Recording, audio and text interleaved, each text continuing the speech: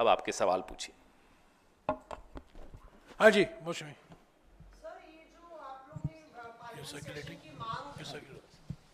ये जो parliament session की मांग आप लोग ने आज फिर से दोहराई है, सीडब्ल्यूसी में चर्चा हुई, तो क्या बाकी जो विपक्षी पार्टी हैं, क्योंकि राहुल गांधी ने अपने पत्र में लिखा था कि यूनानिमस रिक्वेस्ट है सब विपक्षी दलों से कि सेशन बुलाया जाए, स्पेशल सेशन, पर तृणमूल कांग्रेस से लेके सपा से लेके शरद पवार ने तो इस पे डिसएग्रीमेंट कर दिया है। नहीं। तो क्या बात हो रही है आपकी बाकी दलों से भी, और क्या दो सर्वदलीय बैठक हुई हैं।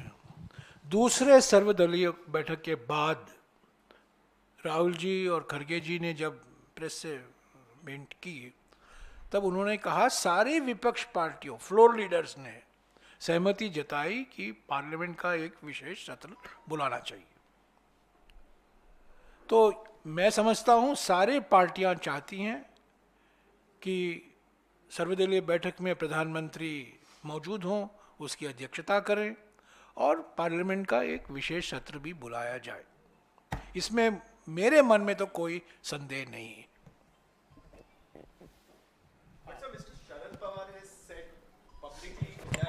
We are discussing what the CWC and the senior leaders of the Congress discussed today.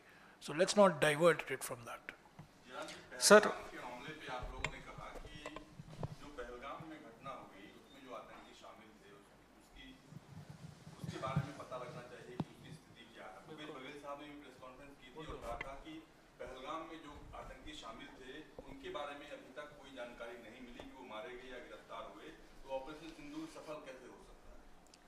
बात ऑपरेशन की नहीं हम कर रहे हैं अभी। हम पहलगाम जहां से ये सब शुरू हुआ, बड़े बड़े दावे आपने सुने, लगातार सुन रहे हैं गृह मंत्री द्वारा, प्रधानमंत्री द्वारा कि साहब सब कुछ ठीक हो गया। अगर सब कुछ ठीक हो गया तो पहलगाम कैसे हुआ, एक सवाल। दूसरा सवाल, पहलगाम में जब गोलियां चलाई जा रही थी निर्दोष सैलानियों पर, उसका रिस्पांस टाइम कितना कमजोर था वो भी आपके सामने आ गया। सरकार का कोई सुरक्षा वहां नहीं थी टूरिस्ट के लिए। रिस्पांस तो तीन मुद्दे हैं, इंटेलिजेंस फेलियर, क्विक रिस्पांस का फेलियर और सुरक्षा का फेलियर। तो ये तीनों मुद्दे बहुत महत्वपूर्ण हैं, क्योंकि जब तक अकाउंटेबिलिटी आप फिक्स नहीं करेंगे तब तक जवाब नहीं मिलेंगे। फिर अगला मुद्दा आता है पहलगाम के आतंकियों का मुद्दा। तो आज की बैठक में यह चर्चा हुई कि वो 5 आतंकी जिनका नाम और फोटो सरकार ने जारी किए थे, उनके बारे में सीज फायर में कोई बात हुई या नहीं हुई, कोई शर्त हमने रखी या नहीं रखी, वो कब तक भारत को सुपुर्द किए जाएंगे ताकि वो हमारे यहां के कानून के हिसाब से उन पर कार्रवाई की जा सके। सर, मैं आपको इतिहास से कुछ जानकारी देना चाहता हूं। चीन का आक्रमण हमारे देश पर 20 अक्टूबर 1962 को शुरू हुआ। क्रोनोलॉजी समझिए, 20 अक्टूबर 1962 को चीन का आक्रमण शुरू होता है भारत पर। 22 या 23 अक्टूबर, मेरे ख्याल में 22 हो सकता है, 23, 3 सांसद प्रधानमंत्री जवाहरलाल नेहरू जी से मिलते हैं। एचवी कामत, प्रजा सोशलिस्ट पार्टी के नेता, हेम बरुआ, प्रजा सोशलिस्ट पार्टी के नेता, और जनसंघ के एक युवा नेता, पहली बार जो सांसद बने थे, अटल बिहारी वाजपेयी। और प्रधानमंत्री से मांग करते हैं पार्लियामेंट का सत्र फौरन बुलाइए। 22 अक्टूबर चीन का आक्रमण हुआ, उसकी शुरुआत 20 अक्टूबर को होता है। पार्लियामेंट बुलाया जाता है 8 नवंबर को। याद रखिए, इतिहास गवाह है, इसके सारे रिकॉर्ड हैं। एचवी कामत मिले, हेम बरुआ मिले, अटल बिहारी वाजपेयी ने मांग की। एक सांसद ने प्रधानमंत्री को खत लिखा, पार्लियामेंट की सेशन बुलाइए पर गुप्त सेशन हो। यह भी मजेदार की बात, गुप्त सेशन, एक सांसद ने पूछा। ये सब पार्लियामेंट के रिकॉर्ड में है, आप देख सकते हैं, पढ़ सकते हैं।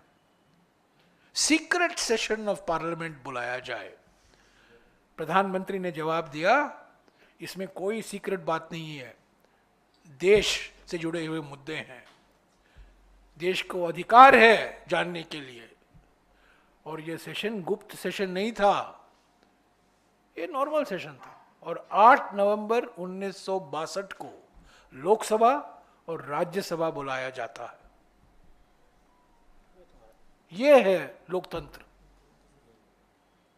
यह है संसदीय परंपरा जो इस प्रधानमंत्री ने खत्म कर दिया है। और सर्वदलीय बैठक में भी नहीं आते हैं। ये तो हमारी मांग तो यही है जो आपने सवाल किया। पार्लियामेंट में ऑपरेशन सिंदूर पर तो चर्चा नहीं होगी, पहलगाम पर आतंकवादी हमले कैसे हुए, क्यों हुए,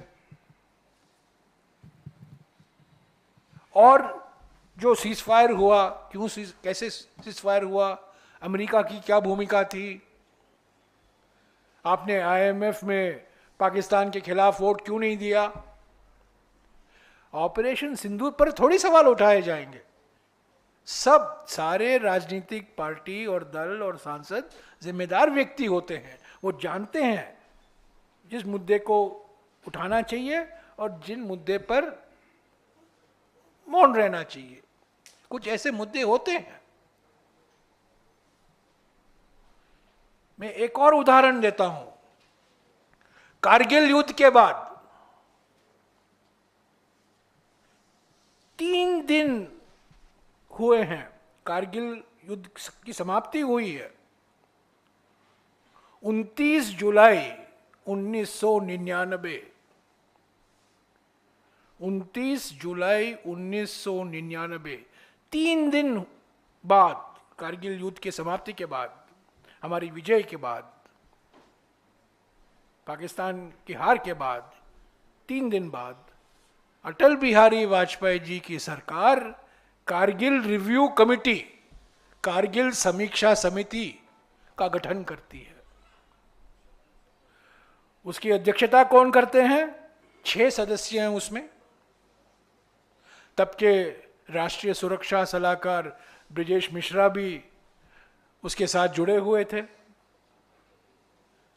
उसकी अध्यक्षता, उसकी चेयरमैन के सुब्रमण्यम है, हमारे देश के सबसे जाने माने रक्षा मामलों में विशेषज्ञ, जिनके सुपुत्र आज हमारे विदेश मंत्री हैं। के सुब्रमण्यम ने कारगिल रिव्यू समिति की अध्यक्षता की 29 जुलाई 1999। 23 फरवरी 2000 को कारगिल रिव्यू समिति की रिपोर्ट पार्लियामेंट में सौंपी जाती है, पेश की जाती है, उस पर चर्चा होता है। आप बोल रहे हैं क्या चर्चा होगी, क्यों संसद बुलाना चाहिए? 23 फरवरी 2000 को कारगिल समीक्षा समिति की रिपोर्ट पर चर्चा होती है। कुछ ऐसी बातें हैं उस रिपोर्ट से निकाला गया है, वास्तविक है और निकाला भी जाना चाहिए। बड़े संवेदनशील मामले होते हैं देश के हित में, सुरक्षा को लेकर, सेना की कार्रवाई को लेकर, वो निकाले गए थे। पर कारगिल समिति पर बहस हुई। ये प्रधानमंत्री क्या करते हैं? 5 साल हो गए, चीन पर एक बार चर्चा नहीं होने दिया इन्होंने। 5 साल के बाद, 5 साल हो गए हैं, एक बार भी इन्होंने चीन पर, चीन शब्द आया किसी सवाल में या किसी चर्चा में, उसको रिकॉर्ड से हटाया जाता है। और 19 जून 2020 को ये प्रधानमंत्री चीन को क्लीन चिट देते हैं, आपने सब देखा है, इसकी वीडियो है। ना कोई वहाँ आया है, ना कोई हमारे ज़मीन पर बैठा हुआ है। ये क्लीन चिट देने वाले प्रधानमंत्री, चीन को इन्होंने क्लीन चिट दिया। तो प्रधानमंत्री से बहुत सारे सवाल करने की ज़रूरत है, और ये जय हिंद सभाओं में हम ये सवाल करके ही रहेंगे। जयराम इसमें सर, एक चीज इसमें जरूरी है, जो अभी जयराम जी ने इतिहास का उदाहरण दिया अटल जी का। इस सत्र से पहले जो विशेष सत्र नेहरू जी ने बुलाया था, पार्लियामेंट स्ट्रीट थाने के बाहर भारी प्रोटेस्ट किया, भारत सरकार के खिलाफ भारत के विपक्ष ने किया। किसी भारत सरकार के मंत्री ने उस वक्त के विपक्ष को यह नहीं कहा कि आप देश विरोधी हो, उनका प्रदर्शन होने दिया। हम तो अब ये सवाल जो पूछ रहे हैं, कॉन्फ्लिक्ट खत्म होने के बाद पूछ रहे हैं। तो ये जो इनकी आदत है कि साहब आप देशद्रोही हो, इन्हें समझाइए, इन्हें इतिहास बताइए कि अटल जी ने प्रदर्शन किया बीच युद्ध के, और नेहरू जी ने प्रदर्शन होने दिया, और उसके बाद जैसा कि जयराम जी बता रहे थे, विशेष सत्र की मांग तुरंत स्वीकार की। हमने कभी नहीं कहा कि अटल जी आप राष्ट्र विरोधी हो, कभी नहीं कहा। पवन सर, आपने कहा कि इंटेलिजेंस फेलियर रहा, पूरी घटना हो चुकी है। अब आप किसको जिम्मेदार मानते हो? क्या कांग्रेस पार्टी सामने आकर, सड़कों पे आकर जिम्मेदार व्यक्ति का इस्तीफा मांगेगी? दूसरा सर, बॉयकॉट का एक ट्रेंड चल रहा है, दो देशों को खासतौर पर उनकी चीज़ों को वहाँ जाना आना, उन पर बॉयकॉट, क्या कांग्रेस पार्टी उसका समर्थन करती है? पहले सवाल का जवाब मैं दूंगा, दूसरे का मेरे वरिष्ठ साथी देंगे। जो आपने कहा कि सड़क पर, तो जैसा जयराम जी ने आपको बताया कि जय हिंद सभा का मकसद ही ये है कि ये तमाम मुद्दे उठाए जाएंगे, ये तमाम सवाल उठाए जाएंगे। आपने कहा कौन जिम्मेदार है? क्या आपको नहीं मालूम या इस देश को नहीं मालूम कि इस देश का गृह मंत्री कौन है, जिसके अंडर सिक्योरिटी आती है जम्मू एंड कश्मीर की? ये सबको मालूम है। लेकिन जैसा जयराम जी अभी कह रहे थे, वो मजाक में नहीं था, बहुत गंभीरता से कह रहे थे कि इस देश में, इस सरकार में सिर्फ एक आदमी की चलती है। तो जब सवाल उठाए जाएंगे, जब जवाबदेही फिक्स होगी, आप खुद तय कर लीजिए किस किस की होगी।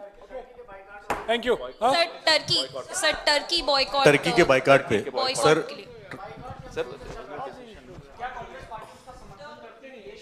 इस पर भी हम शीघ्र आपसे जरूर मुखातिब। सर हाँ, इसके जो आपने पूछा बड़ा सही, ये मुद्दा है, अभी हमारी इसमें आएगा आपको रेजोल्यूशन में। जो हमारे देश की एक बहादुर महिला जो सेना में है, उनके खिलाफ टिप्पणी भारतीय जनता पार्टी के एक वरिष्ठ नेता ने की, विजय शाह आपने नाम लिया, मंत्री हैं, और 24 घंटे से ऊपर हो गए, कांग्रेस पार्टी ने मांग भी की कि तुरंत इनका इस्तीफा होना चाहिए, तुरंत इन पर एक्शन लिया जाना चाहिए। ना नड्डा जी ने उन पर एक्शन लिया, पार्टी से निकाल के बाहर करिए, नोटिस दीजिए, नहीं हुआ। न उनको मंत्रिमंडल से बाहर निकाला गया। ये आपकी श्रद्धा और निष्ठा है भारत की सेना में? ये सवाल, ये मुद्दा आज हमारी बैठक में लगभग 4-5 नेताओं ने उठाया कि साहब ये बहुत गलत है, ये निंदनीय है। और ये बीजेपी की मानसिकता को दर्शाता है। ये पहली बार ऐसा नहीं हुआ। हाँ जी। 4 दिन हो गए सेसेशन ऑफ फायर रोके हुए, क्या सरकार की तरफ से, आप प्रिंसिपल ऑपोजिशन पार्टी हैं, कोई कोशिश हुई बताने की या समझाने की? और दूसरा सर, शशि थरूर साहब का एक एक्स पर पोस्ट था जिसमें उन्होंने डिसअपॉइंटमेंट बताया, जैसे ट्रंप ने सीज फायर का ऐलान किया, उसमें उन्होंने भी कहा India will never do that, will never seek a intervention from third country. तो क्या जल्दबाजी की थरूर साहब ने ऐसा स्टेटमेंट कहकर? वो उनकी राय है। जब थरूर साहब बोलते हैं, वो पार्टी की राय नहीं होती है। Thank you.